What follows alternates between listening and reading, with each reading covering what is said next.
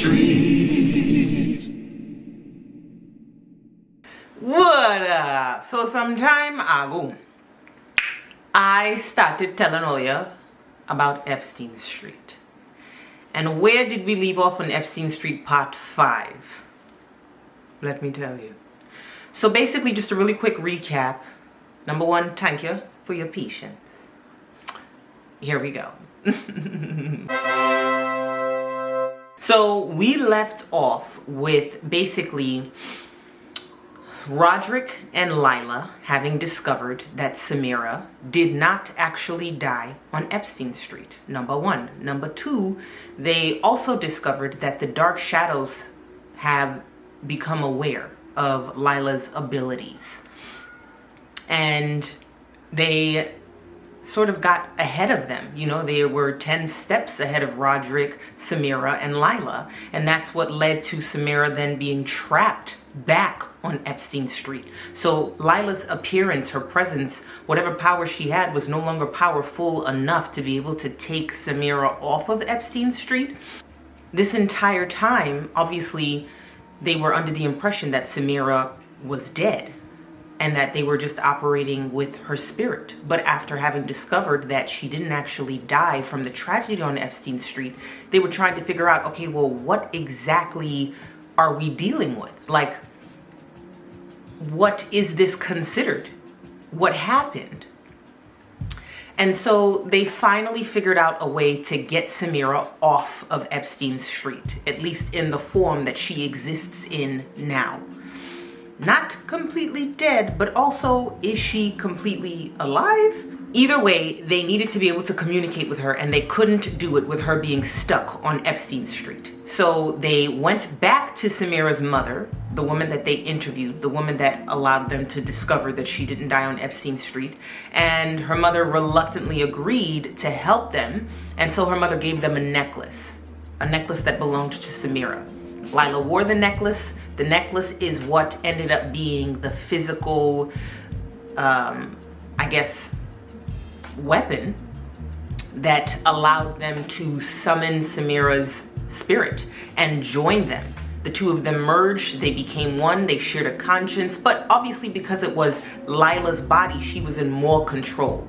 And the goal is for them to not have to completely be merged on a consistent basis, but for Lila to gain enough knowledge about her power and strength in her power to be able to completely deliver Samira from Epstein Street. And then, of course, to help Roderick save his friend Jacob. So finally, towards the end of the story, they discovered that Lila's professor, Professor Schwartz, the professor who basically told Lila that Samira is dead, when she went to him and said, I found a tutor. And she started describing the tutor to him, and he was like, there's not a whole lot of people that have that first and last name. And, you know, with you describing her, I'm pretty sure this person, a student that used to be a student of mine, is no longer alive. You know, she's unfortunately, she passed from the tragedy on Epstein Street. So they discovered that Professor Schwartz might have had something to do with Samira's disappearance, and perhaps something to do with the whole tragedy that took place on Epstein Street in the first place. How did we discover this? Towards the end of her previous philosophy class, she went up to Professor Schwartz and just decided that she was going to lightly inquire to observe his reaction. And his reaction was very skittish. He shifted in his seat. He didn't necessarily answer any of Lila's questions. He sort of indirectly misdirected her by asking her, well, what makes you inquire? And so the fact that he needed information before he gave her information was a dead giveaway that he has information, pertinent information. So she goes home, she lays out all of her papers. She's just trying to map things out. She's just trying to see what comes to mind, see if she could now summon Samira back into the forefront of her conscious to communicate with her. And she sees in the top right-hand corner of her notes, her philosophy notes in red ink, that's him. Now, with the two of them sharing a conscience, that means that sometimes certain things will take place that Lila isn't always aware of, because again, she's sharing a conscience with Samira. And she's like, I know for a fact I did not deliberately write that down. And so now here we are. Lila is in her room. She informed Roderick of what's going on, and she is now trying to get Samira to come back to the forefront of her conscience. And she's like, Samira, are you there? Can you hear me? And now Samira appears in front of her. And she's surprised, and she was like, how did we graduate to this? I thought that we were just sharing a conscience. I thought that we weren't at the point now where you could visibly appear in front of me again. And she was like, I don't know what you're doing. Whatever it is you're doing, it's working because you're getting stronger. And so Lila's like, well, that's great, but it would be nice if I knew what I was doing so that I can control more things. If I don't know how this is happening, then I still feel like we're still not really ahead of the game. And she's like, well, Samira is saying, I think that a part of it is your lack of fear. These dark shadows, and whomever operates with the dark shadows, they operate off of fear.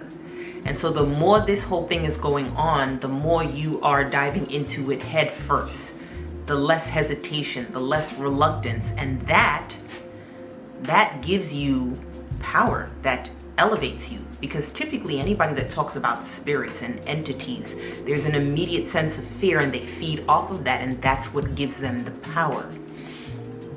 And so a lot of people that ventured onto Epstein Street not knowing the ability and the power that it had, they were immediately stricken with fear once they discovered that they could not leave. And that is what the dark shadows feed off of. But whatever happened, it is not allowing them to leave Epstein Street. Whatever it is they need it in abundance. And that's why they need you, because you were able to lead me off of Epstein Street, and they're trying to figure out how they can weaponize you to set all of them free and to then take over whatever it is they need to take over to be completely set free. So then she's like, Lila's like, okay, let's hone in. How does Professor Schwartz tie into all of this? How are you not dead? We've been able to discover a number of things. If you didn't die on Epstein Street, what happened to you? And how does Professor Schwartz have anything to do with these dark shadows and the people that are stuck on Epstein Street? We need answers, and we also need to figure out how I'm doing what I'm doing. Like, how is my power becoming stronger without my knowledge? So then Samira finally tells Lila, and then of course Roderick shows up, and they fill him in, and Samira says that she went to Epstein Street because she just felt like something about the whole thing wasn't making any sense. There were too many holes, and not only that, she was grieving. She was grieving the loss of her best friend Janessa, and in the midst of grief, you don't make decisions that make a whole lot of sense. And to her, she felt that if she could get closer to the crime scene, if she could get closer to where Janessa lost her life, she could find some sort of answer, some sort of guidance for why this happened. Why is this happening to me? Why would I lose someone? I didn't do anything wrong. And all of this is not just Samira's sixth sense kicking in. It's also her grief that led her back to Epstein Street. But again, you have to remember, the powers of Epstein Street, it works off of those negative emotions. It feeds off of it. It knows who to target and who to summon, and Samira, unfortunately, was a victim of that. And so she gets there. There's not a whole lot going on. There's obviously a bunch of caution tape around the crime scene, and she's just lingering around the site, just devastated, just sad, and just stricken with grief. And eventually she's like, you know what? I need to go home. I need to be with my mom. I need to be surrounded by people that love me. This feels horrible. And in the midst of her feeling that way, she's expressing this to Roderick and Lila. She's like, something feels off. Something just feels so off. And of course, you know, the feeling that she's getting, it's eerie and it makes her a little afraid. And you know, it's the grief and the fear, the two of those things working together, her being there alone. The street isn't necessarily completely abandoned yet because the tragedy just took place, but obviously a large portion of the block is cut off and you're not supposed to have access to it. People know not to venture there, and she just went. And so she turned around, tried to leave, and it was like she got to the end of the street and it was like this invisible wall that she just could not push past. And then panic set in and she just completely lost the ability, the thought of even thinking about getting back home. It was just something had completely taken over her, and she quickly realized that she was stuck. And again, that's when the fear took over, and the dark shadows, they feed off of that. They feed off of that. And fast forward 20 years later, a number of people coming to Epstein Street to pay respects to their loved ones, their spirits ended up getting stuck there too, including Jacob. And more people just started tying them into the tragedy on Epstein Street. And there were a few people like Roderick who started, you know, questioning it. He had the whole blog, and of course, that's how the stories appeared with Epstein Street being haunted. But obviously, people don't pay those kinds of stories any mind. They focus on the factual, the physical, the concrete things that make sense to their brain, which is that these people disappeared on Epstein Street. They are tied to the tragedy, period. Lila asks Samira, okay, well then if you didn't die, obviously, then when we figure all of this out, and you emerge and you're completely delivered, do you come back in like full flesh form? And if you do you come back at the age that you disappeared at? Do you, like, what happens? And Samira just shrugs. She's like, I don't know, but whatever you're doing, it's making me feel more and more real. So let's figure it out. So then Roderick asks, okay, then how is Professor Schwartz tied into this? And Samira said that it was probably about the 7th or 8th year into it. She was still trying to figure out how to get off of Epstein Street. And, you know, depression and sadness and gloom had sunken in. And she wandered the streets and she walks out and she sees Professor Schwartz. And she immediately gets relieved and she runs up to him. And he doesn't see her. He doesn't hear her. And Professor Schwartz starts saying things that she doesn't recognize. It almost looks like a different language, but also not a language of the world, you know? And what ends up happening is, as he's standing there saying whatever it is he's saying, you know, Samira sees that the trees are blowing, the breeze is picking up, and she sees all of the direction of the wind, and the breeze is going directly towards the diner on Epstein Street that this tragedy took place. She goes back inside and she's, you know, looking around trying to figure out what's going on, what's happening. All she's looking for is a way out. And she runs back out and she hears him say, that should do it. That should be the trick. That should be what banishes them. And so she realized that whatever ability, whatever power, whatever was going on Epstein Street, Professor Schwartz was behind it. And it seemed like he had lost control of it, and he had came back to try to suppress it, to get rid of it, to banish it. But he didn't. All he did was put them all in one place. They still have their power and their abilities. They just need to figure out how to get off of Epstein Street. And once they figure it out, they're not necessarily going to go after him and attack him. He's supposed to be, in this sense, their leader, their master. They're going to go after him for direction. But if they don't necessarily get direction from him, if he doesn't figure out exactly what to do with them, they're just going to take over. They're going to do their own thing. They're going to look for direction from other people. They're going to take over other humans. They're going to take over their lives and just use them as their masters.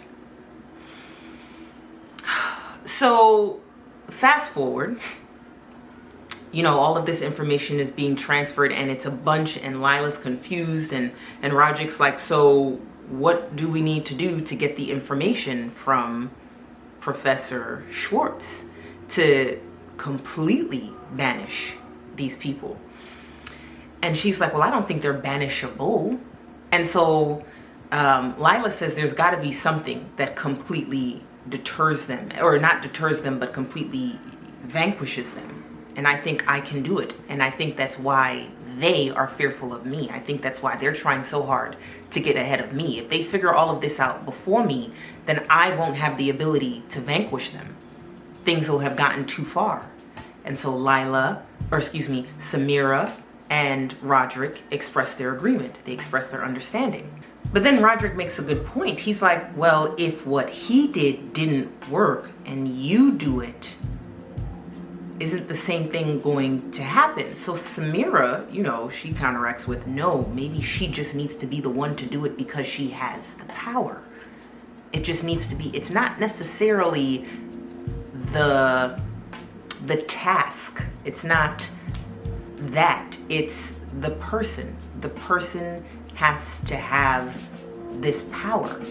I don't necessarily feel like there's anything that you need to learn as far as how to operate your power. I think that if anything, you just need to get from Professor Schwartz what that was that he was saying when he was standing on Epstein Street that day. And you need to be the one to say it. So then they're all sitting there like, well, he obviously was super reluctant to offer me information in the first place. How do we get this information from him? So Roderick immediately goes through, well, you could threaten him. Grand idea, Roderick. What are we gonna threaten him with? So that was shut down, okay. And then Samira says, we might just need to reveal that we already know something, but we need to make it look like we stumbled upon it and not make it look like we actually have more control of this situation than he'd like to know. And so they begin to brainstorm, and they're like, okay, well, how do we do that? How do we execute this? And so they come up with a bunch of different ideas. Roderick's throwing out ideas that still don't make any sense. Samira and Lila are writing down a few, potential ideas. A lot of them have to do with just trying to basically make it seem like Lila and Roderick are just sort of having a conversation around his classroom, around his office or whatever, and have it be about the tragedy on Epstein Street. Make it seem like they just ended up discovering something, like, oh, you know what, I didn't even know that happened around the same time that terrible event took place. I don't know. Just something to not make it seem obvious, because he's already onto them, right? So they finally devise a plan and they set out to make it happen. Fast forward to the day where the plan is to be executed. Okay, this is the day. Today is the day that the plan is to be executed. This is the day that Lila has philosophy class with Professor Schwartz.